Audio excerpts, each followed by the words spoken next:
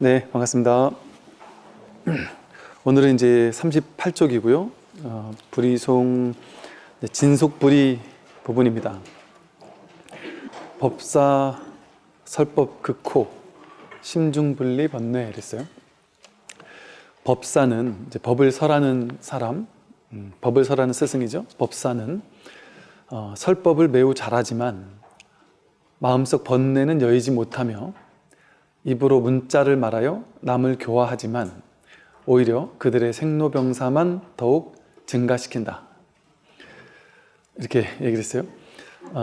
이제 이 스님이 계실 때가 이제 달마와 육조 아마 사이쯤 되는데, 육조 때도 마찬가지죠. 육조 스님 때에 오조 스님 문화에서 그렇게 많은 스님들이 공부를 했단 말이에요.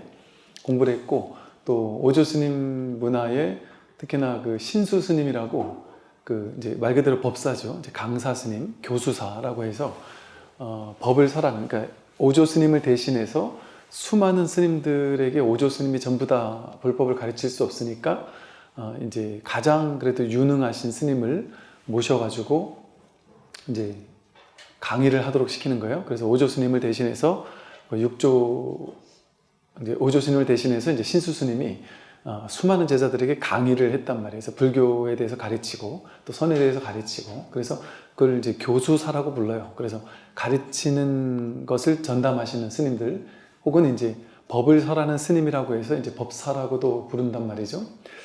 그런데 이제 이 시대에 이제 이런 것들이 많이 있었던 거죠. 이게 이제 이 시대가 선이 좀 이제 막 등장하는 그런 시대예요.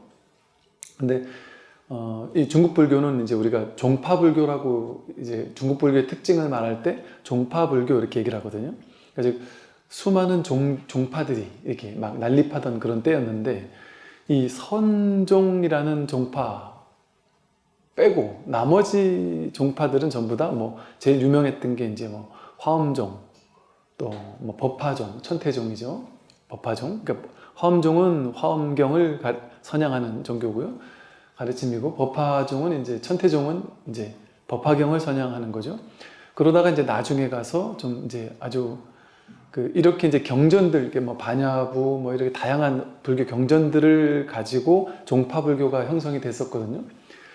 그러다가 이제 나중에 인도에서 인도 대승불교의 약간 중기 이후에 나타난 게 유식 사상이거든요. 그래서 유식 불교는 약간 대승불교 이후에 조금 시간이 지난 다음에 인도에서 이제 성립이 되고 발전되면서 유식 불교를 대성한 그런 스님들이 많아졌어요. 그래서 유식 불교가 막 반짝였다 보니까 이제 이 좀 전에 말씀드린 뭐 화엄종, 천태종 뭐 이런 교파들이, 종파들이 전부 다 경전을 가지고 이제 뭐랄까 실천하는 종파라기보다는 경전을 선양하는, 그래서 이제 교종이라고 그러죠. 이제 선종이 아니라 교종 이렇게 불러요. 그래서 이 교종의 특징은 그냥 경전을 강학하고 경전을 가르치고 그러는 거예요. 그러다 보니까 이제 교종에서는 공부하고 법을 설하고 이 경전에 대한 뜻이 무엇이냐를 이렇게 가르치는 뭐 그런 거 정도였단 말이죠. 그리고 따로 뭐 수행을 하거나 이러지는 않는 분위기가 있었다는 거죠. 그리고 뭐 이를테면 화엄경 같은 경우에서는 화엄이라는 것 자체가 이 법을 곧장 이렇게 가르쳐 보이는 이제 이런 것과 약간 비슷하다 보니까 따로 수행을 두지 않고 그냥 경전만 이렇게 선양한 거죠. 그리고 이제 천태종 같은 경우는 뭐 거기서 약간의 뭐 지관하는 뭐 마하지관이니 뭐 이런 식으로 나름대로의 어떤 수행법이 있었지만, 그래서 이제 천태종은 약간 독특하게 교종이면서 약간 실천도 뭐 함께 하는 이런 종파 이렇게 알려져 있어요. 그런데 이제 그러고 나서 또 그 이후에 이제 우리 한국에서 스님들이 중국으로 막 앞다투어 이제 유학을 떠나던 그때가 이제 중국에서 이 교학불교, 종파불교, 교학불교 가운데 이렇게 화엄종이니 뭐 이렇게 뭐 천태종이니 이런 교학불교가 번창을 하다가, 그러다 이제 인도에서 등장했던 유식불교라는 게 이제 중국으로 전래를 한 거예요. 가지고 이 유식 법상종이라고 해서 그 유식 불교를 그 선양하는 게 이제 막 현장 스님을 필두로 해서 막 드러나다 보니까 이게 이제 이 중국에 가면 막 새로운 불교가 아주 세련된 아주 그 유식 불교가 지금도 보면 심리학이나 이런 데서 상당히 그 주목을 하고 있거든요. 이게 우리 사람의 마음을 이렇게까지 아주 심층적인 마음까지도 고찰할 수 있구나, 이런 게 되게 놀라움을 금치 못한단 말이죠. 그러니까 이런 놀라운 학문이 이제 중국에 가면은 공부할 수 있다 이래가지고 막 흥분하면서 이제 많은 스님들이 또 중국으로 유학을 떠나기도 하고 했단 말이에요. 그러니까 이것처럼 주류가 중국에서 그 당시 그 주류의 불교는 교학불교였어요. 그래서 대부분의 이제 유명했던 종단, 종파가 전부 다 교학불교를 하는 종파였어요.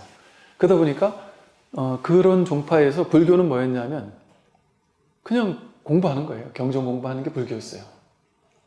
경전 공부하는 것밖에 없었단 말이죠. 그러다가 이제 이 경전 공부하는 것 가운데 이제 하나 실천을 강조하는 이제 경전이 있더란 말이에요. 그게 이제 무량수경, 아미타경, 관무량수경, 이 세 가지를 중심으로 하는 정토계, 정토 삼부경이라고 불리는 이제 정토 계열의 경전을 어떤 공부하는 그 정토종 같은 이제 이런 어떤 종파에서는 이 정토의 가르침, 이 좀 전에 말한 그 경전들을 선양하기도 하지만 거기는 명확하게 연불이라는 실천 방법이 있단 말이에요. 그래서 이제 스님들 중심으로는 교학불교에 완전히 매진해 있었던 분위기였고, 일반 대중들에게는 이제 정토불교, 막 연불하면 극락간다, 그런 게 아주 대중적으로 이제 많이 퍼져 있었어요. 그래가지고 불교의 분위기가 어땠느냐 하면 일반 대중들은 집집마다 막 가가호호 집집마다 연불 소리가 끊이지 않았다, 이런 얘기가 있을 정도로 그냥 집집마다 다들 연불만 하는 거예요. 연불하면 극락 간다, 죽고 나서 극락 간다. 그러니까 이제 일반 대중들은 전부 다 연불만 하고 있고, 또 절집안에서는 전부 다 교학만 연찬하고 있는 거예요. 그래서 경전 강의하는 불교, 이것만 이렇게 하고 있었고, 그러면서 이제 아주 그 두각을 나타내던 뭐 화엄종, 천태종 같은 거에 두각을 나타내던 그런 어떤 스님들에 의해서 막 그 교학이 아주 그 경전을 가지고 중국에서 그걸 교학으로 아주 빛을 낸 그런 어떤 시대가 또 이제 당나라 혹은 그 이전까지의 그런 시대였단 말이에요. 500년에서 한 8, 900년 뭐 이런 정도까지 그런 시대였거든요. 그러니까 불교계의 분위기가 딱 요랬단 말이에요. 그러니까 실천한다고 하면 연불 하거나 아니면 이제 교학을 하거나, 그리고 이제 이 전반적으로 이제 공부하는 데 있어서 아까 말한 이제 천태종에서도 이제 지관을 닦는다고 했고, 또 그 가운데는 이제 뭐 윗바사나라고 우리가 알려진 초기 불교에서도 얘기하고 있는 그런 걸 하는 사람도 있었겠죠. 그래서 이제 대중의 수행이 아니라 이제 스님들의 수행은 뭐였느냐? 스님들의 수행은 참선하는 거예요. 그러니까 좌선하는 거예요. 좌선.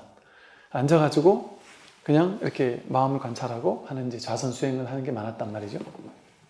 이렇게 하다 보니까 절집안마다 이 선이 등장하기 이전, 혹은 이렇게 이 부리송이 등장된 이제 이 스님이 그 계시던 지공화상에 계시던 때가 달마랑 비슷하거나 약간 이후거든요.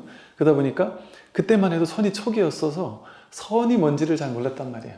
그러니까 이제 기존의 불교계를 약간 이제 비판하고 있는 내용이에요, 이 내용이.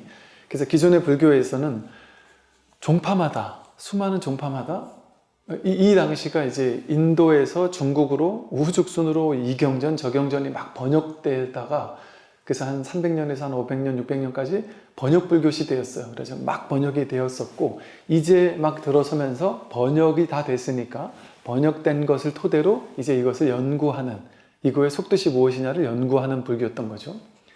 그러니까 마치 부처님 열반하신 이후에 깨달음이 없으니까 스님들이 모여 앉아가지고 교파, 부파를 나눠가지고, 부파에서 니네 부파가 더 연구를 많이 했느냐, 우리 부파가 더 연구를 많이 했느냐 가지고 부파불교가 나뉘면서 교학에만 치중하듯이, 교학은 깨달음 없이 교학만 치중하게 되면 이거는 머리로 이해하는 학문밖에 되지 못하거든요. 그러니까 부파불교에 문제가 일어났었잖아요. 그러니까 여기도 이 중국도 약간 마찬가지 분위기였던 거예요. 번역이 되고 나서 번역된 경전을 가지고 이제 이게 무슨 뜻이냐를 연구하는 불교, 교학불교, 이제 그런 것들이 이제 불교계의 주류였단 말이죠. 그러다 보니까 이제 스님이 이제 선에 어찌 보면 그 초기 이 선이라는 것이 이제 뭐 말이 선이지 이렇게 막 교학에 치우치거나 뭐 기도에 치우치거나 수행법에 치우치거나 이런 어떤 방편인 줄 모르고 본질을 놓치고 이제 그 방편에만 그 전착해 있는 불교 이런 것들에 대해서 이 선이 등장하는 걸 통해서 마치 부파불교를 대승불교가 딱 등장해서 부파불교의 문제점을 탁 깨졌던 것처럼 중국에서는 이 그렇게 막 그냥 기복으로 흐르거나 혹은 교학으로만 흐르든 이런 불교를 한번 깨주면서 진짜 어떤 오리지널한 그런 부처님 가르침의 본뜻이 뭔지를 딱 등장시킨 그런 불교가 있었으니 그게 바로 이제 서불교인 거죠. 그래서 이제 이 지광 화상도 그 당시에 불교계의 어떤 문제점들을 일으켜서 지적을 하고 있는 거예요. 그 당시 수많은 교파마다 수많은 교수사가 있었고 수많은 법사가 있었고 법을 가르치는 스승들이 있지 않았겠어요?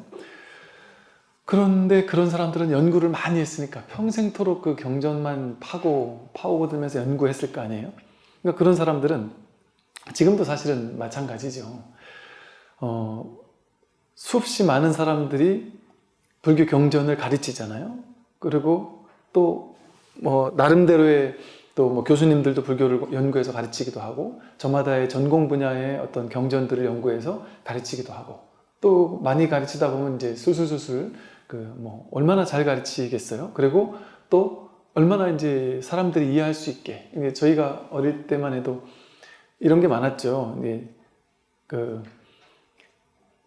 설법이 이런 게 세련된 설법이 있어요. 뭐였냐면 불교의 가르침이 얼마나 대단한지를 이렇게 증명을 해야 되니까 현대 과학이나 뭐 물리학이나 뭐 이런 것들을 막 등장시키면서 불교가 이런 거다 이렇게 막 증명을 하는 듯한 어떤 이런 이야기들을 했을 때 사람들이 머리로 이해가 쏙쏙 된단 말이죠. 그러니까 이해되는 불교, 이해를 잘 시키는 불교, 그게 최고인 것 같단 말이에요. 그러니까 이해가 잘 되면 우리는 내가 좀 불교 안 것 같다는 이런 착각을 가지기 쉽단 말이죠. 그러다 보니까 이 교수 내지는 뭐 법사, 교수사 이런 분들은 설법은 잘한단 말이죠. 그래서 사람들도 잘 따른단 말이에요. 그래서 그 재밌고 왜 이해도 되니까 뭔가 머리에 쏙쏙 들어가고 뭔가 야 이거 불교 이런 거구나 좀 알겠다. 그리고 또 이제 머리로 이해만 해도 그래도 놀랍죠. 왜냐면 그동안 참 듣도 보도 못하던 이야기이기도 하고 내가 그동안 온갖 탐진치 삼독에만 얽매여 살다가 그게 다가 아니라는 사실을 이제 조금씩 공부만 하더라도 상당히 이제 신심이 난단 말이에요. 그래서 그것을 잘 이렇게 신심이 나도록 가르쳐주고 일깨워주는 사람이 이제 교수였던 거예요. 그런데 이제 문제는 뭐냐면 어떤 일이 있냐면요. 이런 거예요. 교수는 이제 내가 가르치기만 하는 사람은 법사이기만 한 사람은 내가 금강경을 가르쳐요. 그러면 본인이 금강경을 파야 돼요. 한 1년, 2년 파서 되지가 않아요. 몇 년을 금강경을 파야 되고 역대에서 수많은 사람들이 금강경 어떻게 해설했는지도 또 다 공부를 해야 되고 또 공부를 하다 보면 하나하나 막히는 부분이 나와요. 왜? 금강경은 막히지 않을 수가 없거든요. 이게 안목을 갖춘 사람이 보면은 막힐 게 하나도 없을 수 있는데 이게 머리로 이해하는 어떤 불교, 이해하는 마인드를 가지고 금강경을 내가 공부하려고 하면 막히는 부분이 너무 많단 말이에요.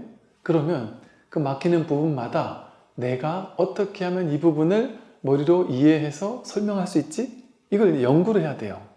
그럼 이제 막 온갖 연구를 해서 이 부분은 내가 소화는 안 되지만 이렇게 설명할 수 있겠구나, 저렇게 설명할 수 있겠구나 해서 나름대로 이제 막 연구를 해가지고 이제 금강경을 한 번 가르치고 두 번 가르치고 세 번 가르치고 할 수 있었겠죠. 그 뭐 덕산 스님인가요? 그 스님도 그 스승을 찾아갈 때 본인이 쓴 금강경 소초, 금강경에 대한 주석서를 내가 금강경은 이 중국 땅에서 최고다.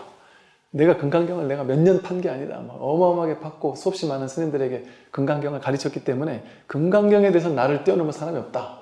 그리고 자신만만하게 금강경 소초를 짊어지고 이 선사 스님을 찾아갔다가 한 방 맞는단 말이죠. 그러면서 그거를 다 불사질러 버리잖아요. 그러니까 이것과 똑같아요. 그러면 이제 금강경을 내가 술술술술 가르칠 수 있어요. 그런데 이제 제자가 그러면 스님 그러면 법화경도 좀 설해 주십시오. 화엄경도 좀 설해 주십시오. 안 된단 말이에요, 이게. 잠깐만, 그러면 그거는 나한테 시간을 둬. 내가 또 몇 년 또 파야 돼.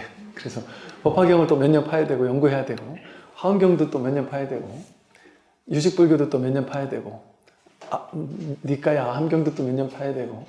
그러니까 뭐 제가 이제 뭐 폄하하려고 이런 말을 하는 게 아니라 이게 가르침의 본질을 설명하는 거예요. 이를테면 여기 불교학과 이제 대학교를 가도 전 세계에 있는 수없이 많은 불교를 전공하는 교수님들이 자기 전공 분야가 있습니다. 화엄파, 법화는 법화. 이게 다 물론 이제 그분들이 또 나름 뭐 교수님들 중에도 교학을 파다가 100%거든요. 이게 정직한 분들이시거든요. 교학에 매진하다가 이 교수님들께서 와, 이거 내가 화엄이면 화엄, 법화면 법화 하나만 파잖아요. 왜 하나만 파도 너무 많으니까 그 화엄경, 법화경, 뭐 금강경, 뭐 수없이 많은 경전들을 그동안 역사 속에서 주석해 놓은 사람이 얼마나 많겠어요. 그러니까 그걸 다 들어가 파야지 교수가 되는 거 아니에요? 그러니까 이제 그것만 해도 할 일은 많은데 대부분의 교수님들은 그렇게 공부한단 말이죠. 그래서 이제 연구해서 그거를 가르친단 말이에요. 딴 분야는 못 가르쳐요. 내가 그만큼 공부를 안 했기 때문에, 내가 소화가 안 되기 때문에. 그리고 그러다 보니까 이제 교수님들 중에 이런 분들이 계시죠. 야, 내가 죽도록 경전을 파고 교학을 팠는데 이거는 내가 억지로 소화를 어떻게든 막 뜯어 맞춰가지고 소화를 시켰는데 딴 경전에 딴 내용을 보니까 이건 또 영 소화가 안 된다. 또 선어록을 보니까 소화가 안 된다. 그럴 수밖에 없단 말이에요. 이건 어거지로 머리를 써가지고 내가 연구를 거듭해서 팠으니까 된단 말이죠. 그래도 내가 됐다고 한 것도 진짜 된 게 아니에요. 자기식대로 이해해서 설명한 거지. 자기식대로 이해해서 설명한 경우가 많단 말이죠. 제가 이제 이런 말 할 때 조금은 조심스러운 것이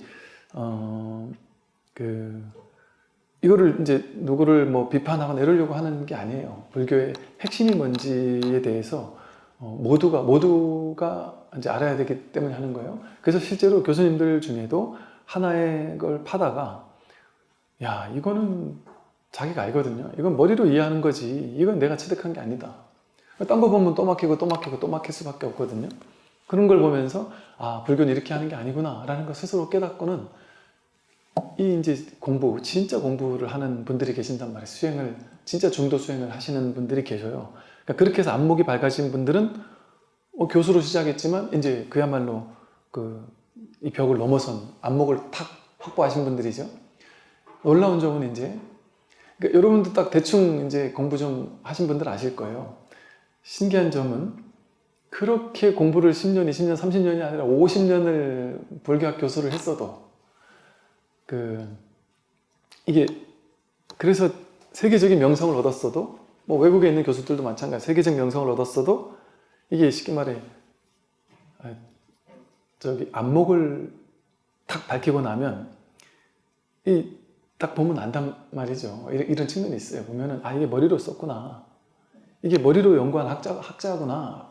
그때 이 사람은 안목이 있는 사람이구나가 이렇게 드러난단 말이죠.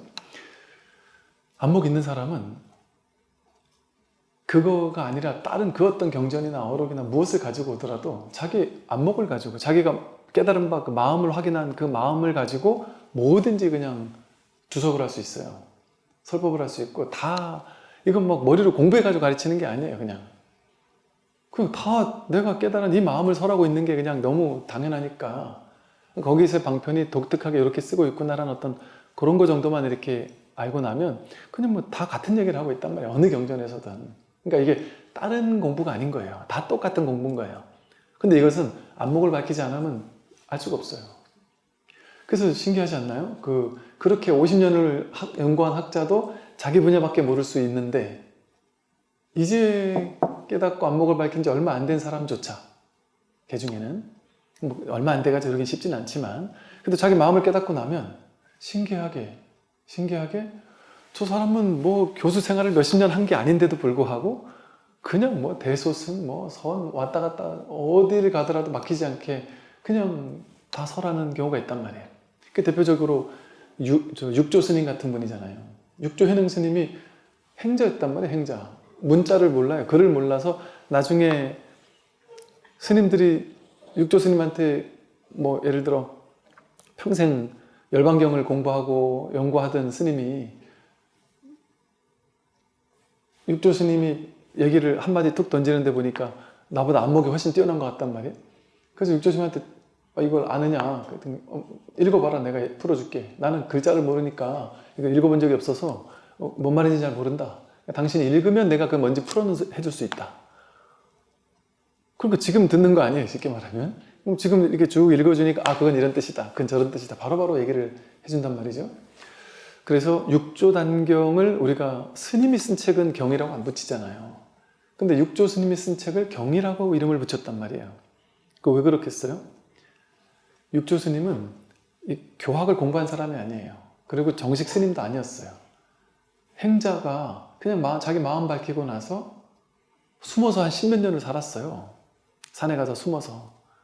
그러다가 나왔단 말이에요. 그런데 문자를 모르니 숨어 있는 동안 뭐 경전을 팠겠어요?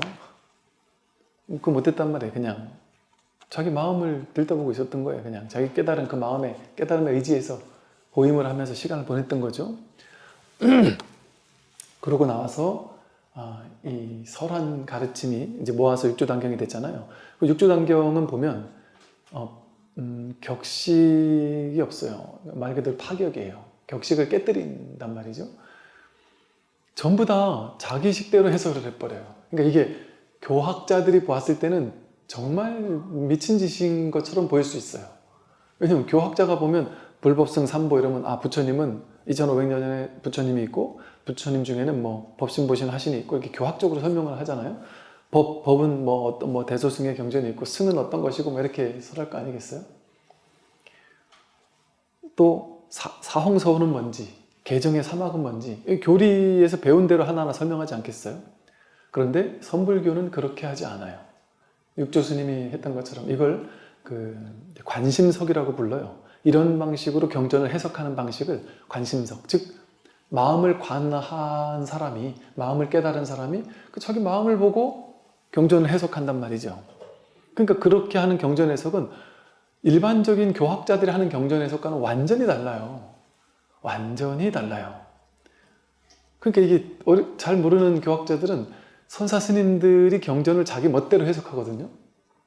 전혀 교리와는 안 맞는 해석을 해버려요.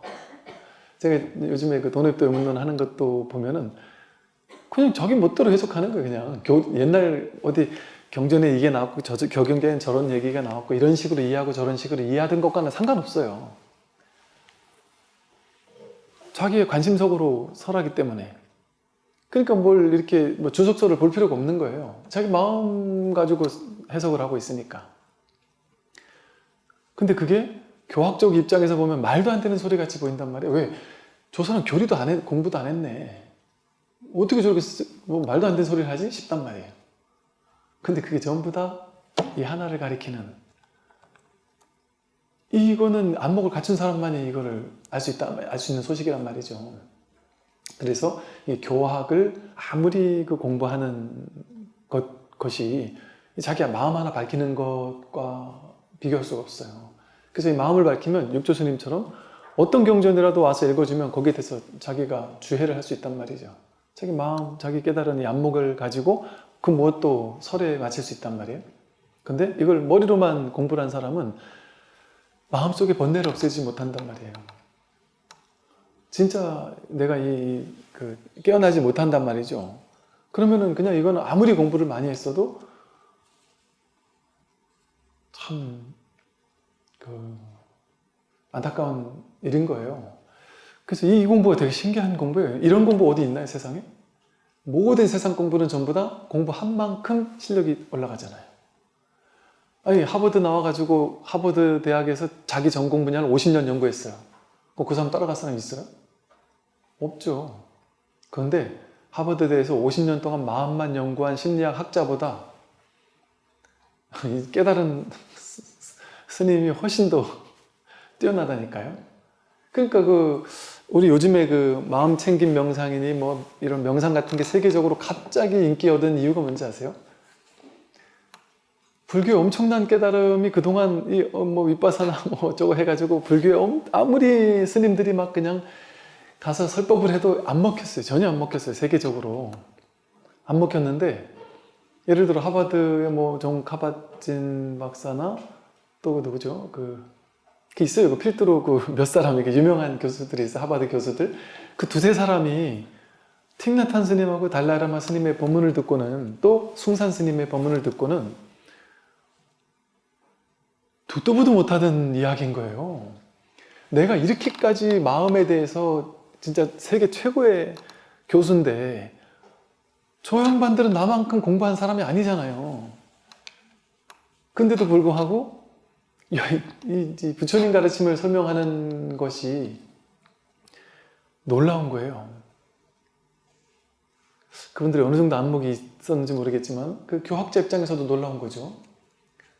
그래가지고 그분들이 이런 관련된 것들을 이제 논문으로 쓰고 뭐 MBS 할인이 이렇게 약간 상품화 시키면서 자기식대로 어떤 이름 네이밍을 붙여가지고 했더니 그 집 막 우후죽순으로 그걸 이 불교 명상 마음을 관하는 이런 걸 실천을 했더니 스트레스가 해소되고 문제가 사라지고 괴로움이 없어지고 학생들은 성적이 좋아지고 막 분노가 사라지고 심리적으로 문제 있던 장애가 있던 사람들은 장애 이런 것들도 해결되고 건강도 건강해지고 탐진지 삼독이 없어지고 모든 면에서 막 다 좋아지더라는 얘기가 무수히 많은 그 최고의 학부에 있는 교수들 사이에서 막 그냥 검증이 되고 있단 말이죠.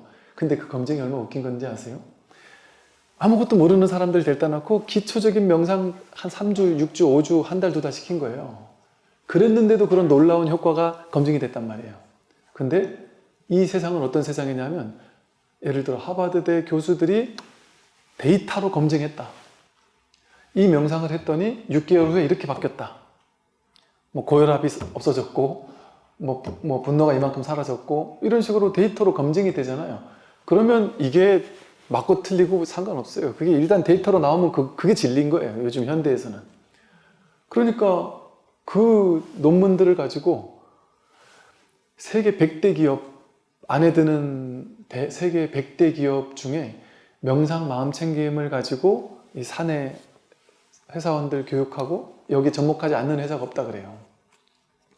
왜? 그게 지금 대세니까, 시대적 대세가 됐단 말이에요.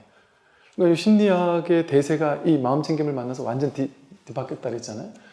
이게 지금 완전 심리학에서만 대세가 아니라 이게 시대를 이끄는 이제 학문이 돼버린 거예요. 근데 그게 뭘 가지고? 이 불교 명상의 아주 기초, 유치원 수준의 아주 기초를 일반인들에게 한 걸 가지고. 그러니 이제 쉽게 말해 불교를 서양의 사회에다가 맛보기만 보여준 거거든요. 맛보기만 조금 보여줬는데 그거 가지고 막 세계가 지금 열광인 거예요, 지금. 난리를 치고 있는 거예요. 이거에 이제 이게 지금까지 이렇게 많이 확대가 됐지만 이거에 또 어떤 그 유의 조작으로 어쨌든 애쓰고 갈고 닦고 하는 이런 수행, 이거 이제 벽이 부딪히면서 불교의 진짜가 뭔지에 대해서 정말 많은 사람들이 이제는 진지하게 불교를 탐구하거든요. 불교에 매진을 하거든요. 여기서 문제가 되는 것들을 내가 도대체 뭐가 문제일까 하고 경전으로 들어가서 공부하고 선어록으로 들어가서 공부하고 한단 말이죠. 그러다 보니까 세계 곳곳에서 마음을 밝히는 일이 벌어지고 있어요. 그러니까 이게 제가 지금 제가 그냥 일으키는 망상이지만 이건 시대적인 현상이다라고 느낄 수밖에 없는 게 예를 들어 특정 스승이 아주 위대한 깨달음을 얻어서 붓다 같은 분이 있어서 그분 밑에 있는 사람만 무수히 깨닫는다. 그러면 국소적인 어떤 하나의 현상이잖아요. 그러니까 그 스승의 뛰어남에 의지해가지고 제자들이 깨닫는 거잖아요. 근데 지금은 그게 아니라니까요. 전 세계 곳곳에서 이 법을 설하는 사람들이 동시대에 갑작스럽게 늘어나. 그러니까 이게 원래 인류가 뒤바뀌는 게 이렇거든요. BC 3000년, 2500, 3000년, 4000년, 5000년 경에 세계 문명이 4대 문명 이런 문명들이 동시다발적으로 일어났다가 이유도 모르는 사이에 동시다발적으로 비슷한 시기에 이 문명이 사라져 버렸어요. 그리고 철기의 발견, 이게 동시다발적으로 일어났거든요. 곳곳에서. 그리고 문자의 발견도 거의 동시다발적으로 일어났고요. 이게 전 세계가 이 마음 하나로 연결되어 있다 보니까 이쪽에서 무언가를 발견하면 지구 반대편에서도 그걸 발견할 확률이 높아집니다. 애플에서 스마트폰을 만들어내니까 삼성, LG에서도 만들어내고 이러듯이. 그런데 제가 요즘 다양한 사람들 만나보면서 놀라운 점이 이렇게 수많은 깨어나는 스승들, 또 그 스승들 밑에서 수많은 깨어나는 사람들만 있는 거에서 멈추는 게 아니고요. 이게 시대적인, 이게 이제 보편화되는 시대적인 현상이구나라는 게 말을 하는 이유는 뭐냐면, 스승 밑에서 깨어나기만 하는 거면 그 인과가 있잖아요. 그런데 놀라운 일이 뭐냐면, 불교의 불자도 모르고 아무것도 모르던 사람이 괴로워 죽을 것 같다가, 우울증 걸려 죽을 것 같다가, 인생 끝내야 되겠다는 생각을 하던 사람이 갑자기 문득 깨어나는 일들이 많아지고 있다니까요. 에카르트 톨레니, 무슨 바이런 케이티 같은 사람도 그렇게 깨어난 사람이거든요. 우리나라에도 그런 사람이 많다니까요. 신기해요. 제가 처음에 그 얘기를 저한테 와서 했을 때 이럴 수가 있나? 이게 얘기로만 듣던 이런 사람이 있단 말이야? 이랬다니까요. 근데 그런 사람들이 많을 뿐 아니라요. 이런 경우도 있어요. 애들 있잖아요, 애들. 초등학생밖에 안 된 애들. 근데 초등학생밖에 안 된 애들에게서 이런 말이 나올 수 있는 게 가능한 일이야? 애들이 나름의 안목을 갖추는 애들이 간간히 있다니까요, 여러분. 그리고 이제 이 어른들 중에 이 자리를 딱 확인하고 나서, 와, 스님, 제가 진짜 몰라서 그랬지, 안목이 없어 그랬지, 저는 초등학교 때 이미 이걸 알았던 것 같아요. 그때 이런 체험이 있었어요. 그때 저런 체험이 있었어요. 하는 사람들이 있거든요. 근데 이거는 우리가 그래서 이 안목도, 경전을 통해서 안목도 밝혀야 되는 게, 문득 자기가 이 사실을 알고 나도 힘이 없어요. 이게 법인지 모르면 그냥 스쳐 지나가 버려요. 너무 흔하니까. 이게 귀한 줄 몰라서 그게 나에게 힘이 없어요, 그냥. 그래가지고 그냥 어릴 때 슬쩍슬쩍 이 자리를 확인했던 사람들도 그게 실제 내 현실에서 힘이 없었던 거예요. 그리고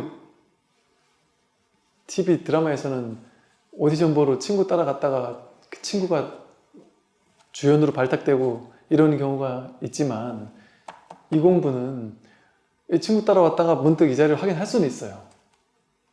근데 친구 따라온 사람은 길게 못 가요. 이 자리를 먼저 확인했어도. 이 친구는 진짜 여기에 간절함이 있었다면 이 사람이 늦더라도 이 사람이 결국엔 더 빨라진다니까요. 왜 이걸 이 자리를 확인하냐 마냐가 중요한 게 아니에요. 그 이후에 공부가 더 중요하단 말이죠. 그래서 지금의 시대를 보면 이렇게, 참 신기하다 싶을 정도로 진짜 이 흐름, 이제 깨달음의 흐름, 이런 느낌들을 좀 받아요.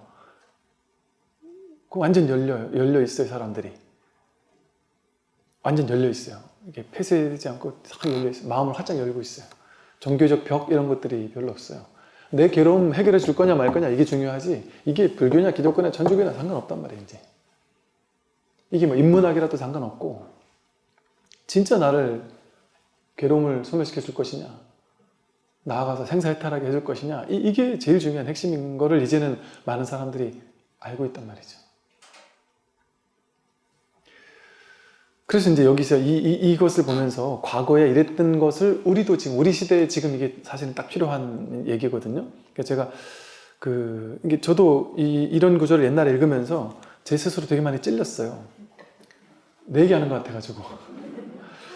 야, 참 내가 이러고 있구나 하면서, 이런 걸 보면서 되게 좀 뭐랄까, 이제 자괴감 같은 거 있잖아요.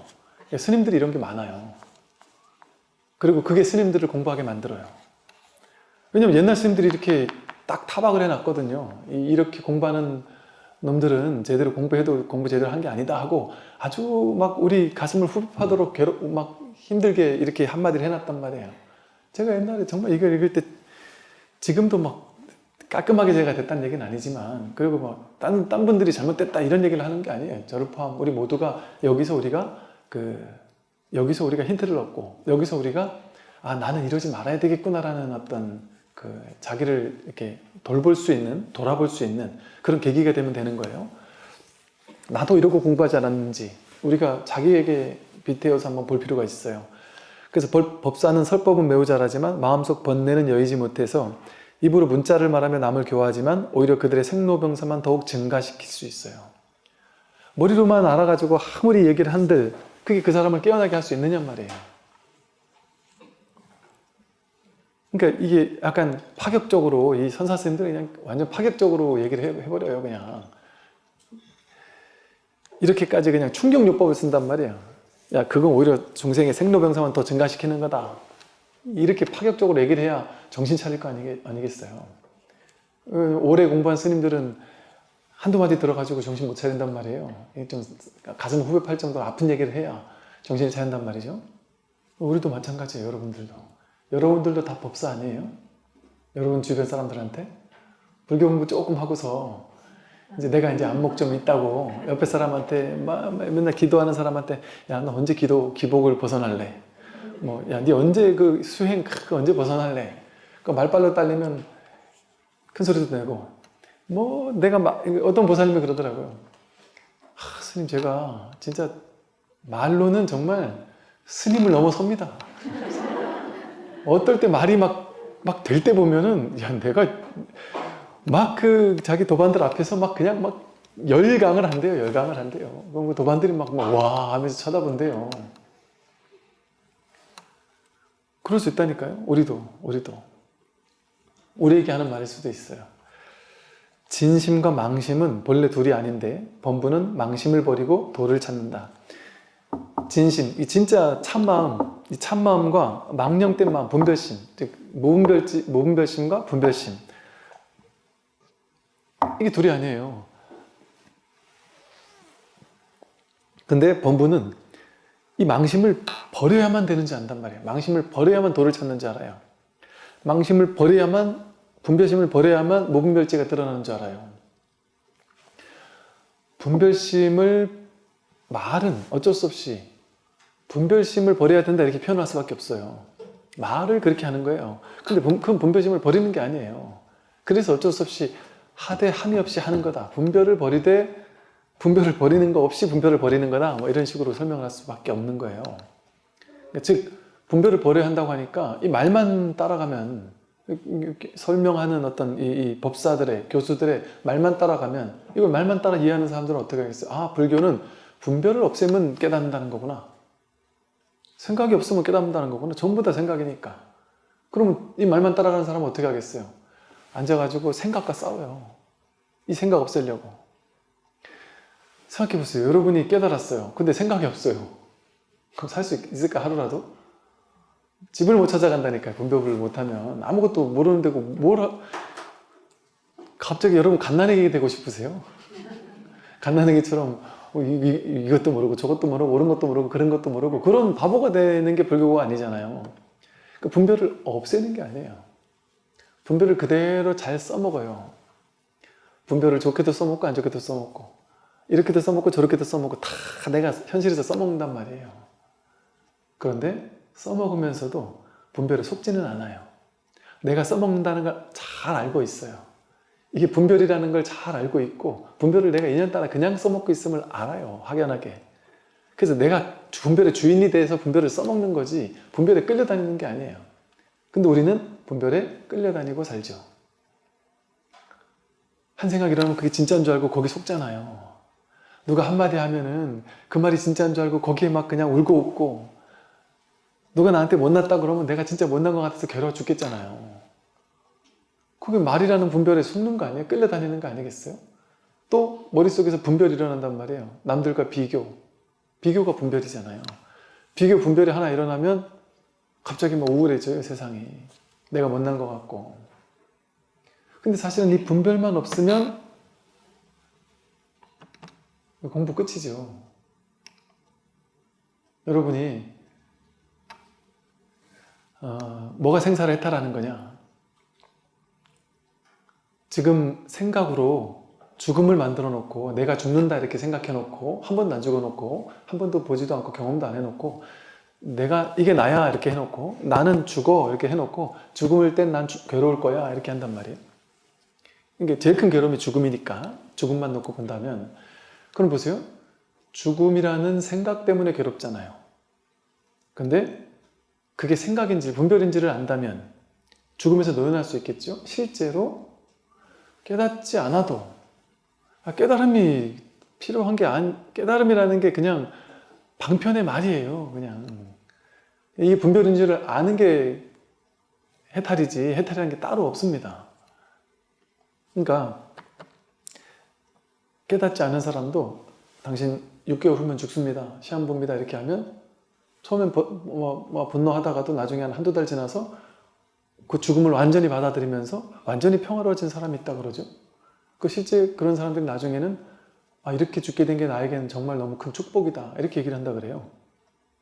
왜냐면 당신이 애들 쳐다도 안 보고 아내와 냉한 관계로 있은 지 벌써 오래됐고 아내에게 따뜻한 말 한마디 안 하고 살고 본인은 밖에 나가서 힘들게 그냥 온갖 고생하면서 힘들게 돈도 벌고 열심히 일하고 집에 와서는 내 부부관계 쌩하고 자식한테도 관심도 안 기울이고 그래서 야 인생이 이렇게 허망한 건가? 이렇게 내 마음 알아준 사람 아무도 없고 집에 가봐야 아내하고도 맨날 싸우고 이러면서 그냥 지옥처럼 살았다는 거죠. 너무 힘든 일만 계속하면서 이게 인생인갑다 하고 너무 그렇게 괴롭게 살면서 집에 와도 아내 힘들게 하고 또 아내도 남편 때문에 힘들고 서로 마음이 안 맞으니까 내 싸우고 그러니까 가족하고 영 관계가 너무 안 좋았단 말이에요. 그러다가 이 남편이 시한부 판정을 받았단 말이죠. 그리고 한두 달 지나서 이 남편이 시한부 자기 죽음을 완전히 받아들였어요. 그러고 나서 아침에 눈을 떴는데 세상이 너무나 놀랍게 아름답더라는 거예요. 내가 지금까지 뭐 하고 산 거지? 이렇게 눈부시게 아름다운 세상에서 왜 이 세상을 나는 그동안 보지 못하고 살았지? 세상을 왜 지옥이라고 생각하고 남들과 비교하고 온갖 분별을 가지고 이 있는 그대로 아름다운 세상을 왜 이렇게 지옥이라고 느꼈지? 사실은 지금이 제일 지옥이잖아요. 여태까지 살 때보다. 지금은 죽음이 눈앞에 있으니까 지금이 실질적으로 제일 지옥인 거 아니에요? 근데 지금 제일 평화롭더라는 거예요. 더 충격적인 것은 이 아내와 맨날 성격이 안 맞아가지고 맨날 싸우고 나를 이해도 못 해준다고 하고 맨날 안 좋은 소리만 하면서 지옥처럼 애 때문에 이혼도 못하고 어쩔 수 없이 그냥 지옥같이 살면서 맨날 서로에게 상처 주면서 살았는데 벌써 몇십 년을 상처 주면서 살았는데 이 남편이 이렇게 고맙고 안쓰럽고 미안한 아내에게 내가 그동안 뭔 짓을 한 건가? 이렇게 예쁜 천진난만한 애들한테 내가 그동안 아빠 역할도 못하고 뭐 하고 지낸 건가? 그래서 아내 손을 잡고는 그동안 정말 너무 고마웠고 너무 미안했고 너무 사랑한다. 그때 아내가 펑펑 울면서 너무너무 그동안 내가 미안했다. 그리고 그 옆에서 아이들 손을 잡아주면서 아이들을 사랑한다고 하고 아이들과 함께 남은 이제 시간을 보낸 거예요. 남은 몇 개월 되는 시간을 그 가족과 너무 따뜻한 시간을 보내고 이 아름다운 우주를 살 수 있었던 거예요. 그래서 그분이 죽기 전에 인터뷰를 했던 장면이 그 인터뷰 하시는 분 질문이 되게 이제 불쌍한 이제 말투로 너무 안쓰럽다라는 말투로 참 너무 가슴 아픈 말투로 이렇게 물어본 거죠. 그랬더니 그 사람 오히려 위로하면서 지금 뭐 잘못 생각하시는 것 같은데 저는 지금 정말 진심으로 내가 이렇게 죽는 것에 대해서 너무 큰 축복이라고 정말 둘도 없는 축복이라고 생각한다. 이거 정말 진심으로 나온 말인 거예요. 왜냐하면 내가 과거에 사는 것처럼 불교식으로 말하면 그렇게 분별에만 갇혀서 살았으면 그렇게 평생을 살지 않았겠습니까? 그러면 지금도 아내하고 맨날 싸우고 지옥이었는데 앞으로 남은 인생도 계속 싸우면서 살지 않았겠습니까? 계속 지옥 같은 세상에서 지옥같이 살면서 살지 않았겠어요? 이 아름다운 세상을 한 번도 누려쓰지 못하고 그 지옥 같은 세상을 100년을 살면 그 100년 동안 쉽게 말해 온갖 업을 지으면서 그렇게만 계속 살지 않았겠어요? 그런데 죽음이라는 스승 덕분에 내가 죽음을 받아들인 덕분에 삶이 이렇게 눈부시게 아름답다라는 사실을, 있는 이대로 본래 완전했구나라는 사실을 보세요, 여러분. 내가 살아있을 때 완전한 게 아니에요. 내가 죽음을 눈앞에 뒀는데 완전하다는 걸 깨닫는다니까요. 살아있을 때 오히려 못 깨달아요. 왜? 살아있는 동안은 분별이 진짜인 줄 알고 분별을 주인 삼아 사니까. 죽음이 눈앞에 있는 건 최악의 괴로움이잖아요. 그런데 그때 눈 뜨는 거예요. 삶은 이대로 완전하구나. 우린 이해 못하죠. 넌 죽을 건데 어찌 완전해? 죽을 건데 완전하다니까요. 진짜로 삶은 이대로 완전하다니까요. 그런데 자기 분별 때문에, 자기 비교 분별심 때문에 나는 내 인생에 자기가 정해놓은 목표가 있는 거예요. 그 목표에 집착이 있고, 남들과 비교해서 저 사람보단 잘 살아야 돼, 저 사람보단 잘 살아야 돼, 나는 이 목표는 얻어야 돼. 그것만 없으면 무슨 목표가, 그게 없으면 어떨까요? 그게 돼도 되고 안 돼도 돼요. 살아야 되니까 열심히 노력은 하는데 돼도 되고 안 돼도 돼요. 나에게 달린 일도 아니고. 그러니까 지금 이미 완전해요. 갈 데가 없어요. 지금 완전 원망구족이라 지금 여기 도착해 있단 말이에요. 도착한 삶을 살아야 돼요.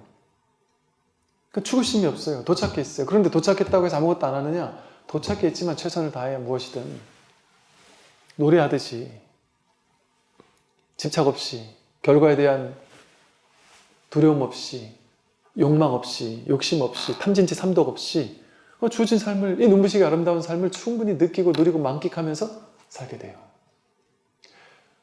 비로소 야, 세상이 이렇게 아름답구나. 아침에 햇살이 뜨는 게 이렇게 아름다운, 이렇게 감동스러운. 여러분, 아침에 햇살이 뜨는 거, 저녁 때 노을이 지는 거, 또 낮에, 요즘 가을 하늘이, 그 파란 하늘이요. 아, 정말 제가 저 상주 절에 이제 이렇게 있으면요. 와, 이게 실화인가 하는, 그러니까 우리 말로 표현한다면, 와, 이게 실화인가? 어떻게 이렇게 아름다울 수가 있지? 이게 그냥 극락국도가 있다면 이거 아닐까? 이거 아닐까? 이렇게 파란 하늘에, 아름다운 숲에, 이 아름다운 호수에, 그냥 아무것도 하지 않고 거기서 그냥 이렇게 새소리 듣고, 뭐 소리도 별로 없어요. 뭐 그냥 자연의 소리를 그냥 이렇게 들으면서, 눈에 담으면서 그냥 이렇게 뭐 책을 하나 보다가도 고개를 들어 이렇게 하늘을 바라보기만 해도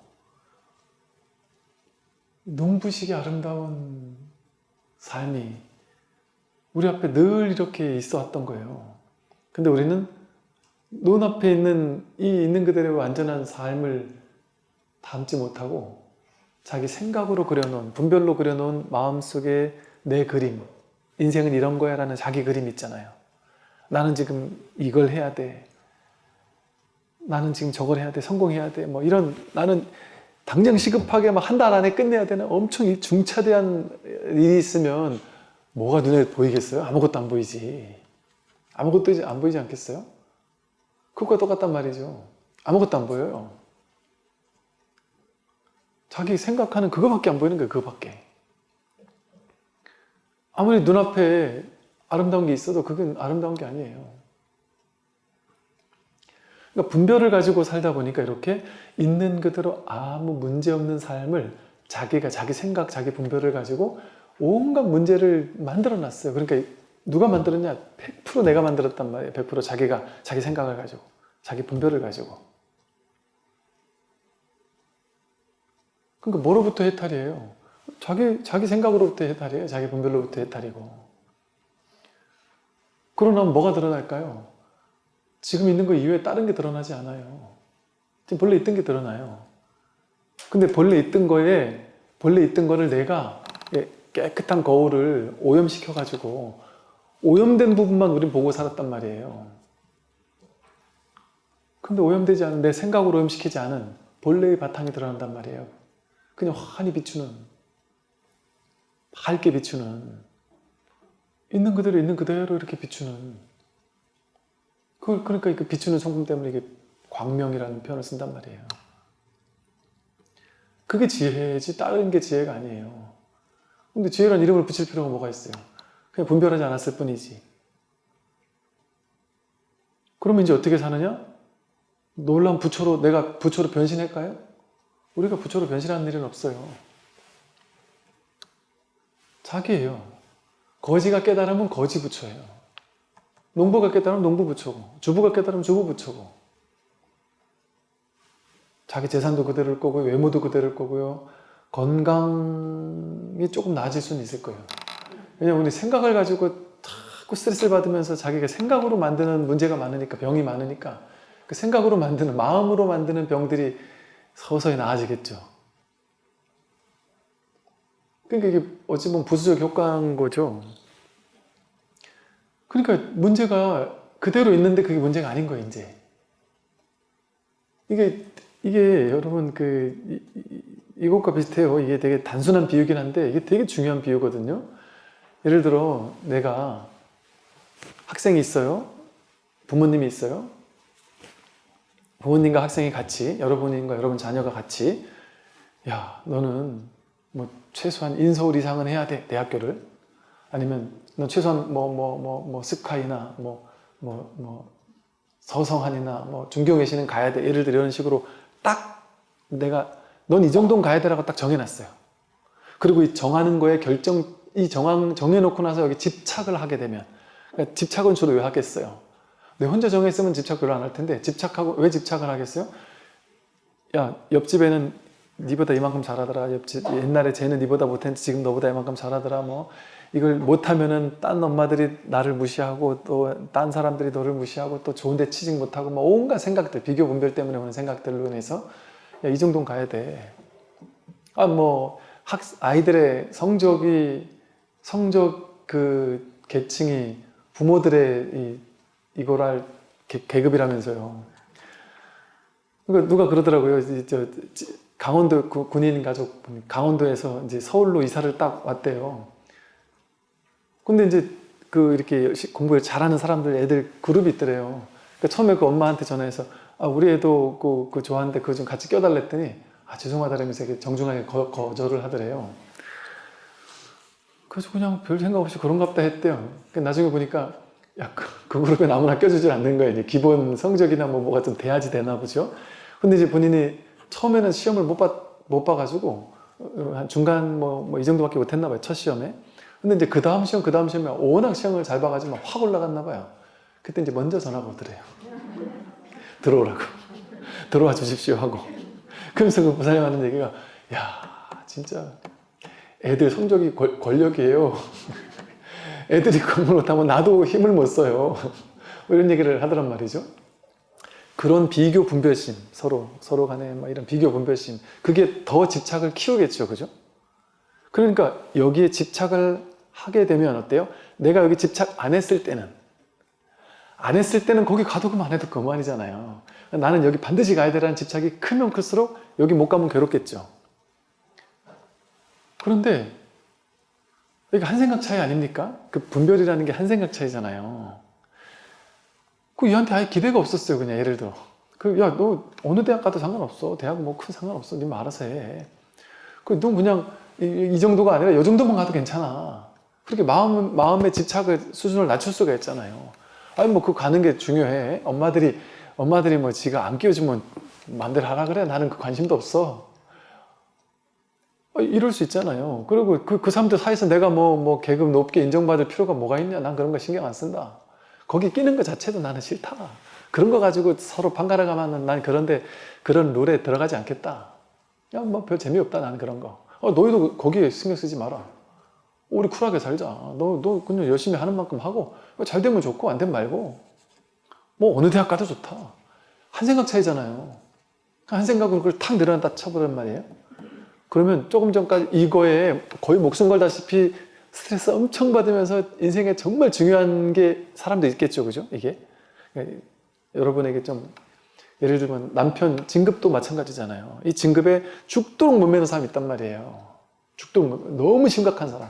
그런데다가 나와 경쟁하면서 경쟁하는 과정에서 나를 모함하고 나에게 나쁜 소문 퍼치고 온갖 나쁜 짓을 한 놈이 있으면 얼마나 더 죽이고 싶겠어요. 그러면 그 놈은 내가 진급은 못해도 저 놈은 잡아야 된다. 그러면 더 큰 집착이 생길 거 아니에요. 그럼 그거 못하면 어쩌지에 대한 두려움과 괴로운 마음이 훨씬 더 클 거 아니에요. 근데 그것도 한 생각 아닙니까? 그것도 한 생각 아니에요? 그 사람에게 그렇게 휘둘리며 사는 거, 그 게임에 내가 들어갈 거냐 말 거냐 그 차이 아니겠어요, 사실은? 어차피 세상은 이게 자기 생각인데 그 사람이 모함해가지고 나를 떨궜다 생각하잖아요. 이거 자기 생각 아닙니까? 그 사람이 모함은 그 사람이 내 인생을 개입할 수 없어요. 근원에서는. 즉, 이 우주 법계가 동의하지 않으면 그 일이 일어나지 않아요. 그 사람이 그 역할을 그냥 하는 것 뿐이에요. 그냥 인연 따라 역할을 하는 것 뿐이지 어떤 일이 벌어져도 어떤 한 사람을 욕하고 탓하고 그거는 그 사람에게 그런 힘이 있다고 생각하는 거 아니에요? 안 그래요. 연기법이에요. 중중무진 연기로 무수히 많은 인연들이 모여서 그 일이 일어나요. 모여서 일어나요. 모든 것은. 그래서 그게 여러분 사성제 보면 고집멸도잖아요. 괴로움의 원인이 집성제잖아요. 그러니까 어떤 괴로움이 일어나는 거는 결코 한 가지 원인으로 일어나는 게 아니라는 소리예요. 집성제가. 집이라는 게 모일집자거든요. 한 가지 원인으로 한 가지 결과는 절대 안 일어나요. 무수히 많은 연기적인 중중무진의 무궁무진한 연기가 조화롭게 이루어져 가지고 착 맞아떨어져야 하나의 결과를 일으키거든요. 그러니까 내 생각은 자기를 괴로울 때 자기를 피해자로 만들길 좋아해요. 내가 피해자가 돼야 저 사람이 가해자니까 나는 깨끗한 거니까. 그러니까 내가 진급 떨어졌을 때 몰라요. 그 누구도 몰라요. 왜 떨어졌는지. 그냥 인연 따라 떨어진 거예요. 근데 우리는 저 경쟁자가 나를 모함했어. 그렇게 믿어버리면 나는 이제 약간 죄의식에서 벗어날 수 있는 거예요. 그리고 무능력하다라는 그 남들의 평가에서 내 스스로 벗어날 수 있어요. 또 내 스스로의 생각에서도 내가 용서받아요. 그게 뭐라고? 자기가 자기 자신을 야 너는 어쩔 수 없었어. 저는 모함해서 그런 거야. 그런 거에 우리는 빨려 들어간단 말이죠. 그런 게 중요한 거예요. 그런 것들이. 대명분 뭐 이런 거 중요하고. 그게 다 자기 생각에서 만들어진 거 아닐까요? 왜 그런 아상이 큰 사람일수록 나와 너 뭐 실체관념이 크기 때문에 저 사람이 그런 힘이 있다고 생각하는 거예요. 또 내가 하고 못하고의 힘이 나에게 있다고 생각하는 거예요. 나에게도 없고 저 사람에게도 없어요. 일체 이 중중무진의 연기 속에 있는 거지. 그 사실을 알면 평화롭겠죠.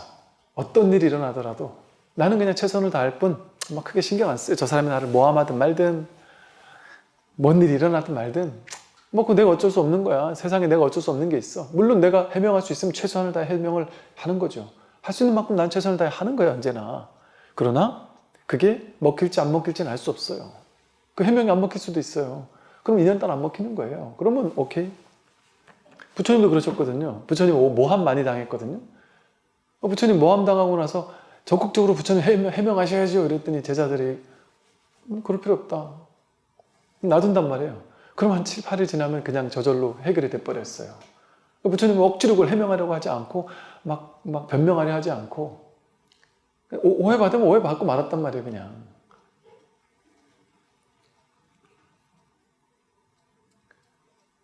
물론 오해받을 일이 있으면 해명할 수 있으면 해명하면 돼요. 해명할 기회가 있으면 해명하고 할 수 있는 건 다 하면 되죠. 그러나 해명해도 내 진심과 다르게 안 먹힐 때가 세상엔 있어요. 나는 정의라고 느끼는데 정의가 아닌 쪽이 성공할 때가 있습니다. 그거 인정해야 돼요.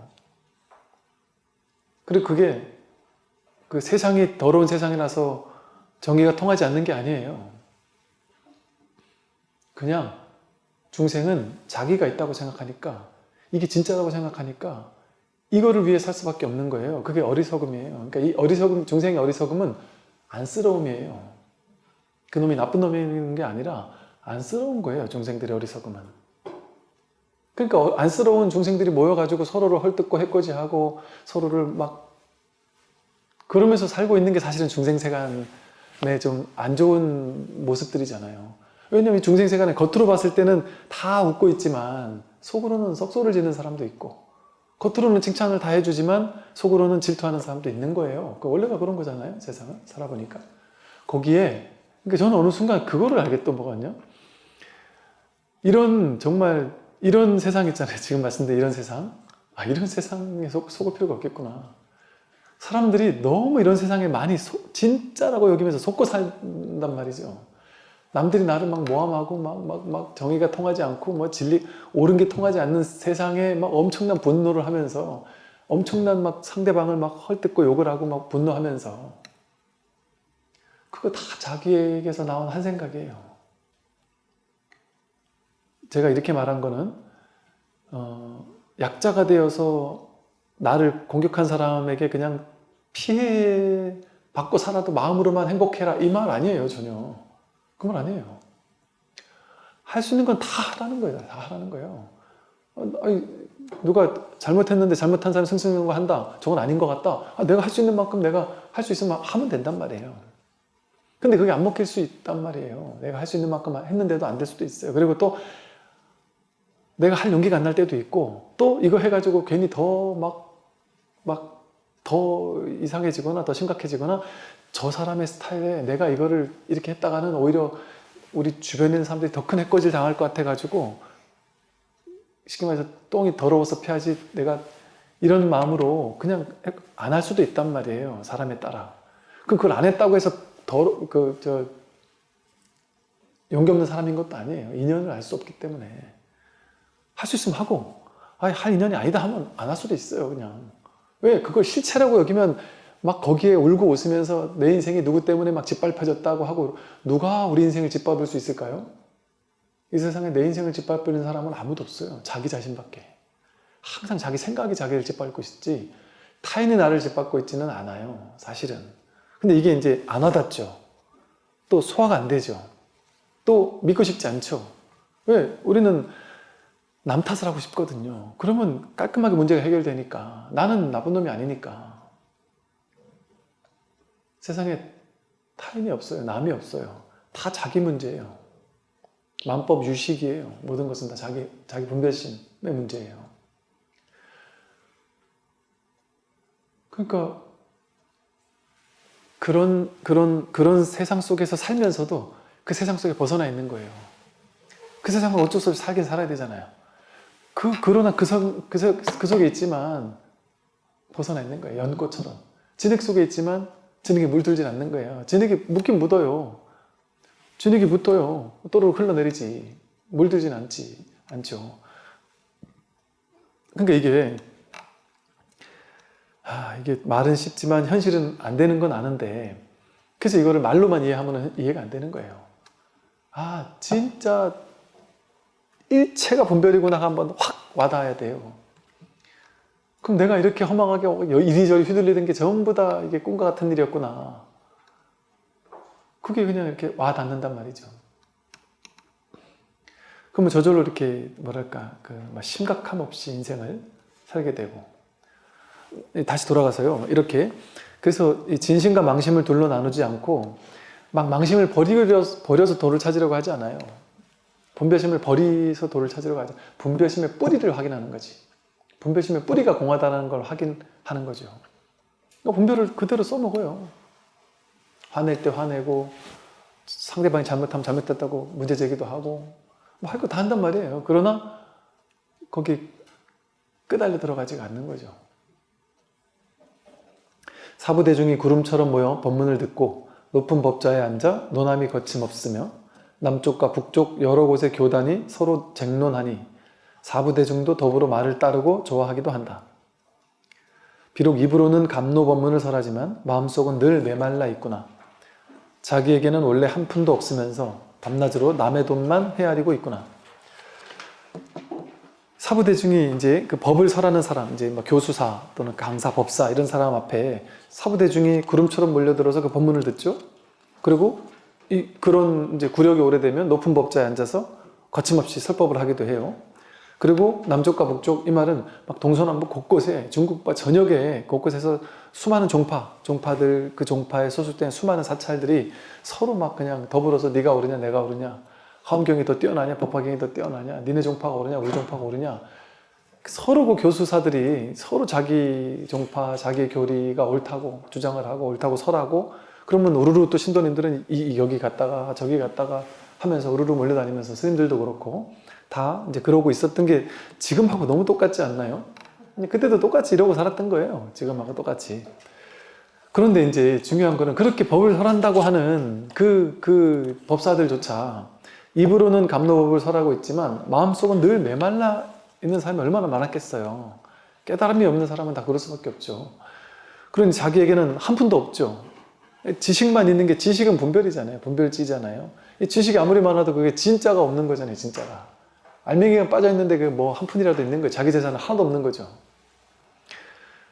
그 밤낮으로 남의 돈만 헤아리고 있단 말이에요. 그 아무리 돈을 해야 돼도 은행 직원이 돈 수억 원을 해야 내 돈이 아니잖아요. 무의미한 거잖아요. 아무리 세봐야 재미가 없잖아요. 그 일로 하는 거지.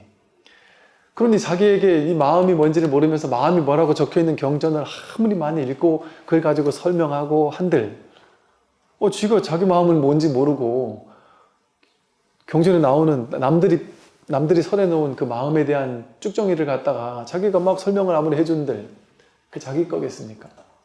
설명은 아무리 잘하겠죠. 막 기가 막히게 잘해서 옛날 이 스님 저 스님이 했던 온갖 개성들 외워가지고 막 줄줄이 개성 읽고 하겠죠. 설명하고. 그게 남의 돈 헤아리는 거란 말이에요. 남의 돈 헤아리는 거. 자기 말을 못한단 말이에요. 자기 말을. 맨날 남이 했던, 그래서 그걸 그 임재 스님인가 누구는 심지어 뭐라고 하신지 아세요? 이 법사나 이런 사람들이 경전을 공부하고 어록을 공부해가지고 사람들한테 막 설명해 주는 거를 뭐라고 그러냐면 남이 씹다 이렇게 개어놓은 거를 가서 집어먹는 거랑 똑같다고. 씹다 뱉어놓은 거 그거 집어먹는 거랑 똑같단 말이죠. 자기 게 없으면, 자기한테 소화가 되지 않았으면. 그러니까 얼마나 가슴은 텅 비겠어요. 공허하겠어요. 그 본인은 더 잘 알죠. 그러니까 얼마나 공허하고 텅 빈 그런 가슴이겠습니까? 마치 지혜 없는 어리석은 사람과 같아서 진짜 금은 버리고 지푸라기만 짊어지고 있다. 마음속에서 탐진치를 버리지 못하니 어느 때 도를 얻을지 알 수가 없구나. 마치 지혜 없는 어리석은 사람과 같아서 진짜 진금, 자기 진짜 보배스러운 본래 삼보라 그래. 삼보. 이 자기 보배를 갖다 버리고서는 쓰잘데기 없는 그 지푸라기 같은 이런 것만 짊어지고 다닌단 말이죠. 경전 짊어지고 뭐 선오록 짊어지고 온갖 아르마리 머릿속에 짊어져 봐야 그건 다 분별이잖아요. 분별의 지푸라기일 뿐이란 말이에요.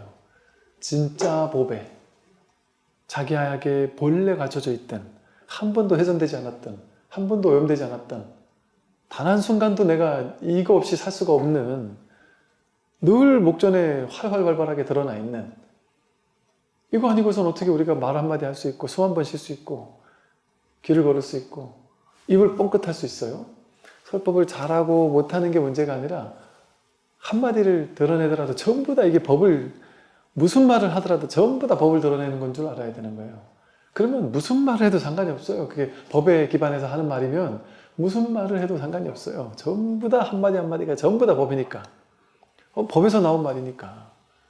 근데 그 법을 모른다면 아무리 막 청산유수의 말을 해도 그건 법과는 상관없는 거죠. 진짜 보배를 버리고 그냥 지푸라기, 남들 뱉어놓은 그런 거 먹다가 뱉어놓은 거 씹는 것과 똑같단 말이죠. 허망하기가 그지없단 말이에요. 그래서 마음속에서 이 탐진치를 버리지 못한다면, 본질적인 탐진치 이걸 버리지 못한다면 어느 때 도를 얻을지 알 수가 없구나. 어느 때 도를 얻을지 알 수가 없다. 그 다음 보죠. 율사는 계율을 지켜 스스로를 묶는데, 해박불이라고 해서 묶이고 풀림, 그게 둘이 아니라는 거예요. 율사는 계율을 지켜서 스스로를 묶는데 스스로를 묶는 자는 또한 남도 잘 묶는다.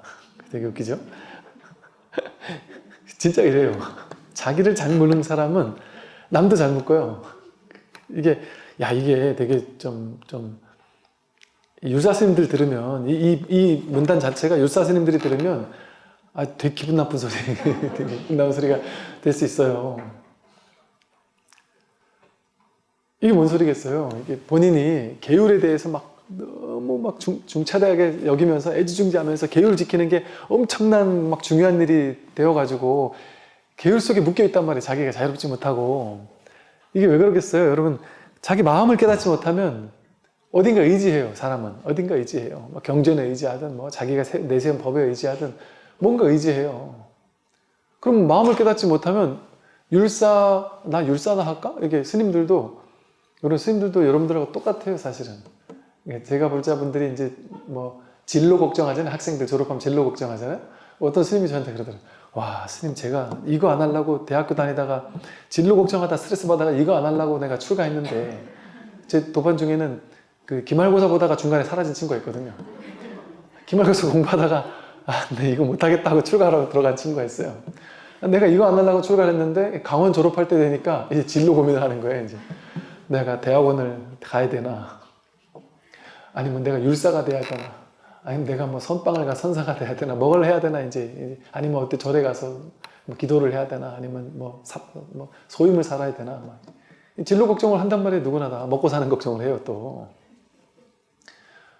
어딘가서 뭔가는 해야 어쨌든 내가 스님이라도 뭔가는 해야 밥을 먹잖아요. 절에 가서 그냥 주죠. 그냥 주는데 일을 시키고 그냥 주죠. 그러니까 일반인들은 일 시키고 돈 주잖아요. 돈도 주고 밥도 주잖아요. 근데 스님들은 밥은 주죠. 먹여주고 재워주고. 뭐 돈도 주겠지만 똑같단 말이에요. 세속이나 출세관이나 겉모습이 다르지 뭐가 다르겠어요. 정말 하나도 안 달라요. 그러니까 현실에서는 우리가 그걸 존중해 줘야 되지만 불이법에서 봤을 때 뭐가 다르겠어요.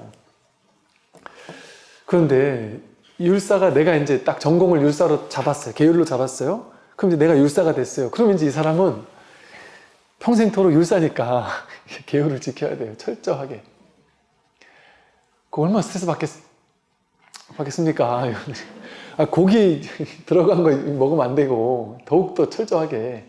아니 뭐 일반 스님들이야 뭐 사실 여기저기 다니면서 식당가 밥 먹으면 안 먹을 수가 없어요. 우리나라 같은 나라에서는. 외국은 오히려 이렇게 딱 뭐 베지테리안들에 위한 음식이 비행기를 타도 딱 나뉘어 있거든요. 외국에 그런 사람들이 많은 것 같아요. 우리나라는 그런 거 없어요. 짐이에요, 짐. 스님들이 가서 진짜 어디 가서 철저하게 계율 율사가 돼가지고 밥을 먹으려고 하잖아요. 밖에 못 나가요. 그냥 절에만 있어야 돼요. 그리고 공양주보살님이 엄청 힘들어요.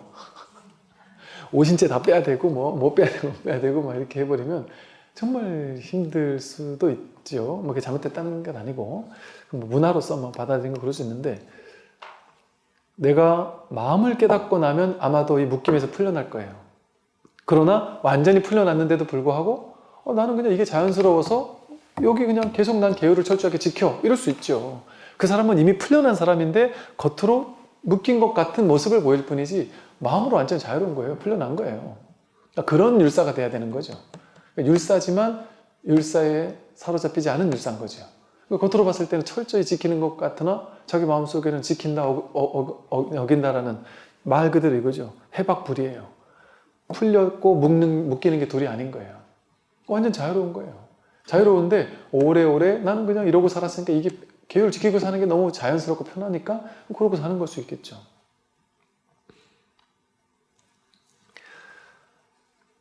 근데 이걸 이제 이렇게 자유롭게 계율 율사가 된 게 아니라 내가 정말 지켜야 된다는 거기에 사로잡힌 사람, 그럼 계율에 대한 공부를 엄청 할 거 아니에요.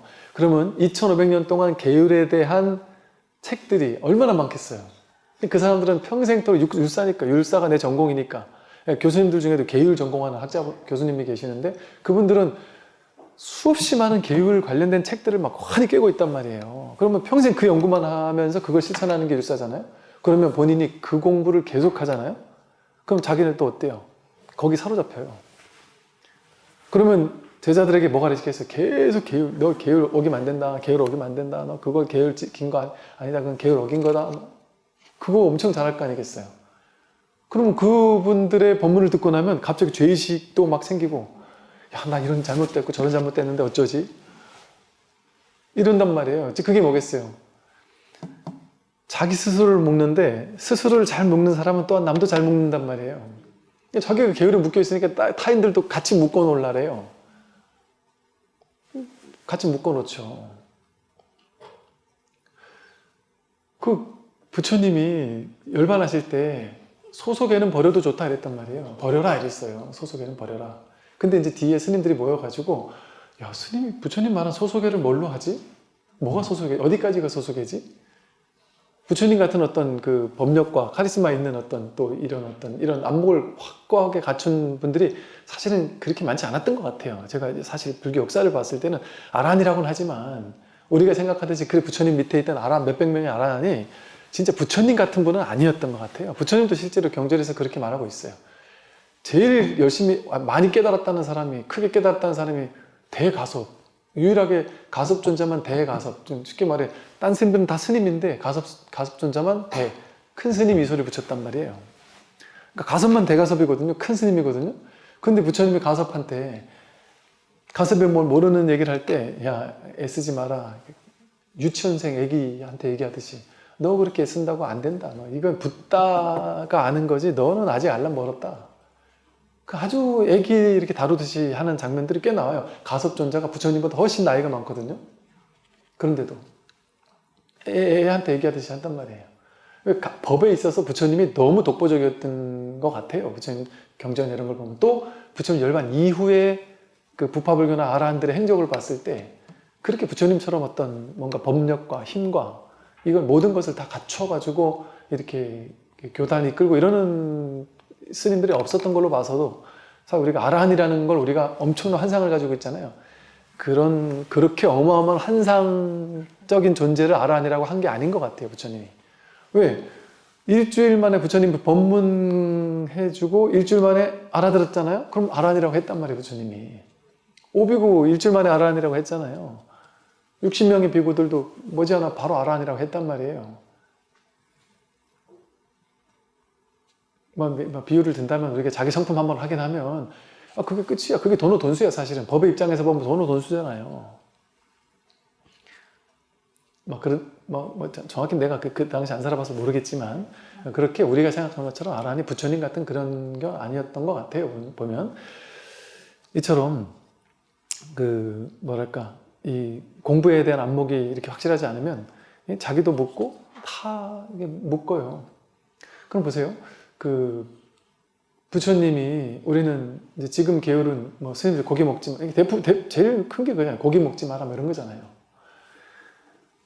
고기 먹지 마라가 석가모니 부처님의 아함경 니까이로 되돌아가자면서요, 요새. 석가모니 부처님의 원음으로 되돌아가야 된다면서요? 석가모니 부처님의 원음에서 석가모니 부처님의 일대기를 보면 고기 안 먹었다 이런 얘기 없어요. 오신치 안 먹었다 이런 얘기 없어요. 내가 어떻게 선택해서 먹을 공양주가 없었어요. 부처님 당시는. 절에서 공양주가 없었고 그냥 탁발해서 먹었어요. 근데 탁발에 원칙이 있었어요. 원칙은 뭐였냐면 주는 대로 먹는다가 원칙이었어요. 그러니까 내가 뭘 먹을지 내 쪽에서 선택을 할 수 없었어요. 이게 분별인 거예요. 내 쪽에서 선택하는 건 분별이라고 생각했어요. 그러니까 유명하게 안한존자는 맨날 갔다 올 때마다 막 음식이 이렇게 산더미같이 싸우는데 가섭존자는 맨날 요만한 거 가져오거든요. 야, 니는 도대체 하루 이틀도 아니고 왜 그러니? 하고 물어봤더니 안한존자는 인물도 잘생겼단 말이에요. 그럼 막 서로 와가지고 안한존자 쫓아다니면서 막 보시하겠다고 막 음식 주겠다고 난리를 친 거예요. 그리고 또 안한존자 스스로도 가난한 사람은 얼마나 돈도 없나. 가난해서 돈도 없는데 내가 가서 달라는데 못 주면 얼마나 가슴이 아프겠나. 그러니까 내가 있는 사람한테 가서 이 사람 먹고 살게 해줘야지.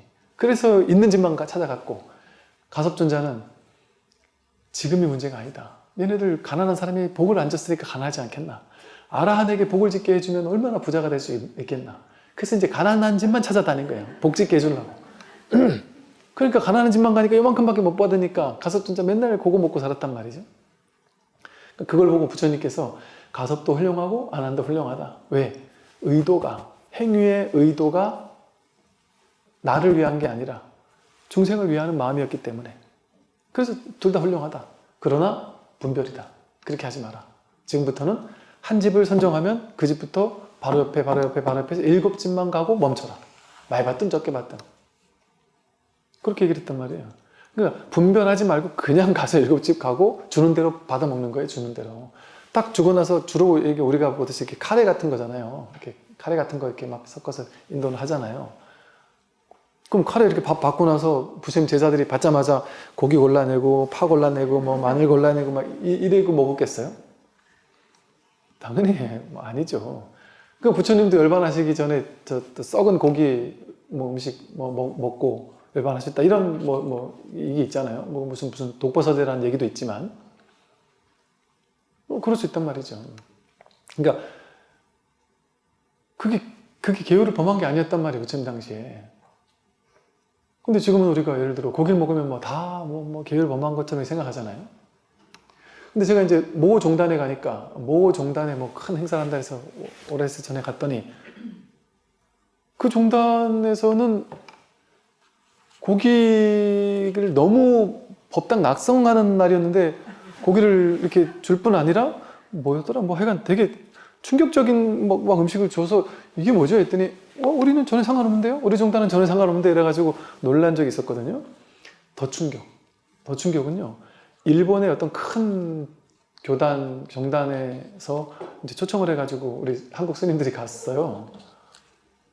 갔는데 이제 정말 너무너무 충격이었던 게 이제 막 거룩하게 예불 하고 뭐 이렇게 그 절 소개하고 막 이런 걸 모습을 보여주고 그 공동체가 모여서 공동체 생활을 해요. 그래서 옆에 이렇게 아파트 같은 거 한 채 전체가 이 절 소속 아파트인 거예요. 그 아파트 1층에 가면 다 같이 와가지고 밥도 먹고 이러다가 다 같이 와서 기도도 하고 다 같이 그냥 그 마을의 상당수가 그 절에서 함께 하면서 낮에는 각자 자기 직장 가고 저녁 때 모여서 같이 기도하고 수행하고 뭐 이러는 곳이더라고요. 근데 저녁 때니까 퇴근해가지고 다들 모인 거예요.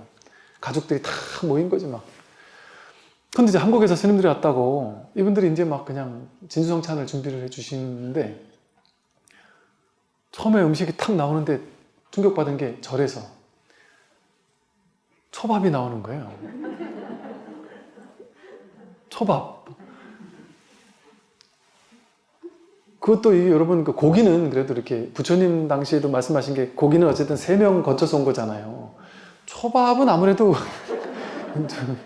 이걸 죽여가지고 떠가지고 이렇게 싱싱한 초밥일수록 이게 손을 많이 안 거친 걸 거 아니겠어요? 그러면 이건 아닌데 싶은 생각이 이제 당연히 우린 그때 어렸을 때인데 와 이게 초밥을 주는 걸 보고도 되게 놀라웠는데 이제 우리 같이 간 스님들 중에 이제 가장 어른 스님께서 그 흔들림 없이 이제 한번 경험해 보신 거지 이분은. 그러니까 흔들림 없이 이제 이런 우리 눈치를 이렇게 보는데 아무렇지도 않게 그냥 맛있게 드시길래 신나게 먹었죠. 그게 다가 아니었어요. 회가 들어왔는데 그것도 충격인데 맥주를 이제 이건 또 뭐죠? 그랬더니 그 나라에서는 뭐 그냥 그게 아무렇지 않은 뭐 그런 건가 봐요. 그냥 그게 뭐 그냥 거기 선 스님들이 뭐 그냥 아무렇지도 않은 그런 건가 봐요. 그러고 나서 또 좀 있다가 막 처음에는 초등학생들이 와가지고 공연을 하더니 좀 있다가는 또 보살님 팀들이 와서 공연하고 좀 있다가 거사님 팀들이 와서 공연하고 좀 있다가 또 어르신들 할아버지 할머니들 어르신들 분들이 와서 또 공연을 하고 우리 앞에서 막 공연도 해주시고 와 뭐 이야 진짜 뭐 대접을 참 잘 받았죠. 보세요. 그러면 그거를 절대적으로 틀렸다. 완전히 계율이 어긋났다. 그래가지고 그거는 완전 사입이 마군이다. 우리가 이렇게 얘기할 수 있겠습니까? 이 시대가 지나가면서 나라에 따라 시대에 따라 계율도 바뀌는 거예요. 계속해서. 부처님 당시 뭐 고기 먹고 이러지 말라 이런 게 없었는데도 대승불교 오니까 그런 게 또 생겼단 말이에요. 그러니까 그 뭐랄까 이제 이 계율에 대해서 이게 이제 조금 조심스러운 부분이에요. 저도 이제 말하면서 조심스러운 게 진짜로 자유로운 분들은 상관이 없는데 이제 그러지 못한 사람들에게는 이 계율이 좋은 방패막이가 돼요. 처음에 공부하는 입장에서는 처음에 공부하는 스님들 입장에서는 계율을 잘 지키고 좀 윤리 도덕적으로 살고 왜냐하면 계율을 잘 지키면 마음에 거리낌이 없거든요. 그러니까 좀 찜찜함이 없거든요.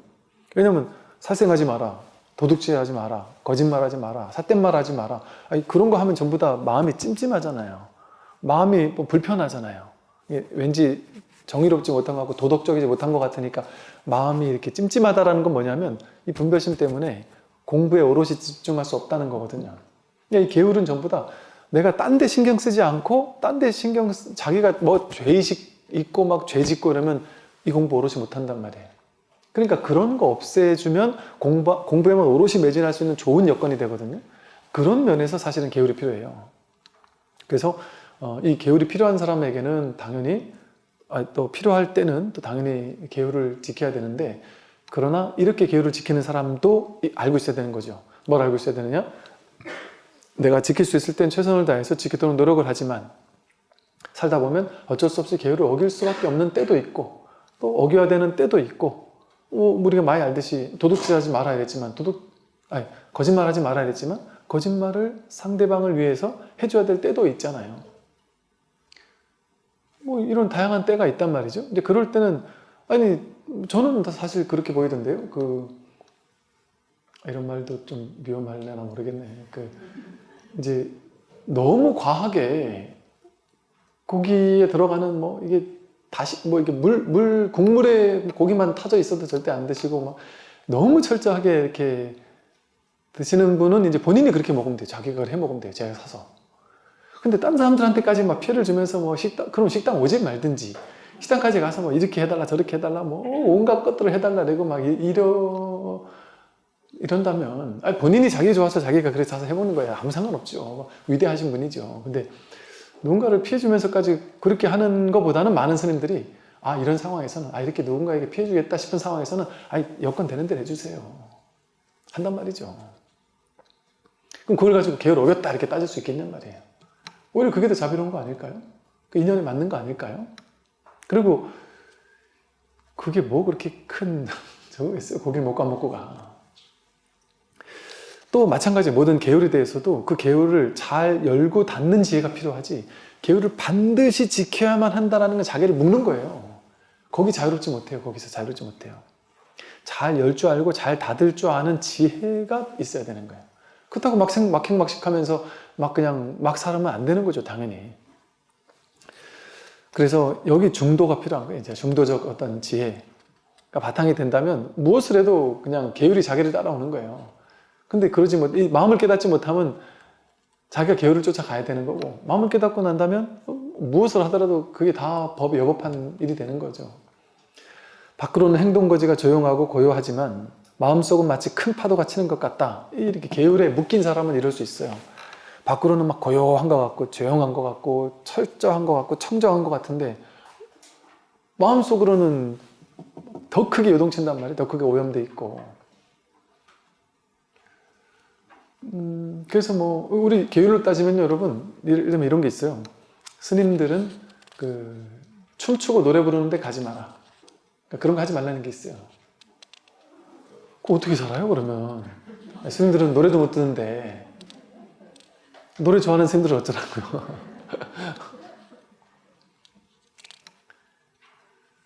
제가 있던 있는 그 절에 전에 주지 스님으로 계시는 스님께서 밤에 이렇게 막 풀벌레 소리가 너무 그냥 아름답게 들리는데 주변에 아예 마을이 없으니까 완전히 오지다 보니까 아무런 인위적인 소리가 하나도 없어요. 그냥 오로지 풀벌레 소리밖에 없는 거예요. 문을 닫아놔도 그냥 풀벌레 소리밖에 없는 거예요. 그분이 이제 출가하기 전에 뮤지컬 배우 같은 걸 하셨대요. 음악을 너무 좋아하시는 거예요. 혼자 그냥 텅 빈 절에 혼자서 살고 있으니까 그냥 이렇게 있으면서 이렇게 음악 들을 때가 그렇게 좋대요. 그래서 너무 심심하니까, 찾아오는 사람도 없고 너무 심심하니까 자기가 잘하는 걸로 이제 그래도 좀 사람들한테 좋은 얘기를 좀 해주자. 그래가지고 이제 뭔지 모르겠지만 어딘가에서 이제 무슨 당신이 음악 방송 같은 걸 이제 채널을 만들었나 봐요. 근데 이제 당신이 하는 이 음악 방송은 풀벌레 소리와 함께하는 음악 방송인 거예요. 뭐 하는 사람들이 이거 풀벌레 소리 어디서 따온 음원이냐 이렇게 물어본다는 거예요. 이거 실시간이다. 생중계다. 다들 그런 촌이 있냐고 그러면서 막 그러더래요. 사실 이게 음악이다. 근데 그렇게 계율을 철저하게 지키는 걸로 따진다면 250개, 360개 되는 계율을 못 지켜요. 그리고 되게 좀 이렇게 지금 시대에 안 맞는 너무 당황스러운 계율들이 살 수가 없을 거예요, 진짜. 그런 계율들이 좀 있는 것 같아요. 모르겠어요. 저는 그냥 고백을 하면 저는 우리가 알고 있는 전통적인 저 깊은 산사에서 그 산사 공동체 스님들과 함께 평생을 사시면서 평생을 그 산사의 분위기 속에서 오로지 그 사찰 음식만 드시면서 그 속에서 평생을 나가지도 않고 그냥 거기서 오로지 공부밖에 모르며 사는 스님들이 계셔요. 참 존경스러워요. 그런 스님들이 계시는데 그런 분들에 비하면은 이제 저도 그렇고 요즘 또 젊은 스님들은 주로 그런 것 같아요. 좀 퓨전에 가까워요. 현대식 교육도 다 받고 현대식 그 스마트폰이니 뭐 이런 것도 다 그 역사와 함께 했고 그런 어떤 완전 그 전통 막 거기에서만 이렇게 있는 분들을 보면 저희가 봐도 와 정말 문화재 같고 정말 신기해. 와 신기하다. 이렇게 저희가 봐도 와 진짜 스님이다 싶어요. 저희가 봐도 야 스님이다 싶어요. 그런 분들이 계셔. 그러면서 어떤 생각이 드냐면 나는 좀 또 아니네.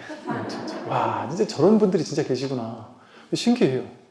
진짜로 그런 분들도 대화를 나눠보면 진짜 옛날 스님들의 그 마인드 그대로예요. 정말 옛날에 그 조선시대 때 같은 뭐 시대를 옛날로 돌아가신 것 같은 그러니까 너무 완전 소박하고 그냥 그 절의 문화 고스란히 이렇게 이걸 유지하면서 사시는 그런 분들이 계세요. 그러니까 이게 어찌 보면 이제 우리 불교의 또 힘일 수 있어요. 그렇게 이제 다양성 그렇게 또 하시는 분들도 계시고 또 그렇지 않은 분들도 계시고 그러니까 그게 서로 다른 건 것 같아요. 서로 다른 거. 이제 생사의 뗏목을 여기서부터는 다음 시간에 하겠습니다.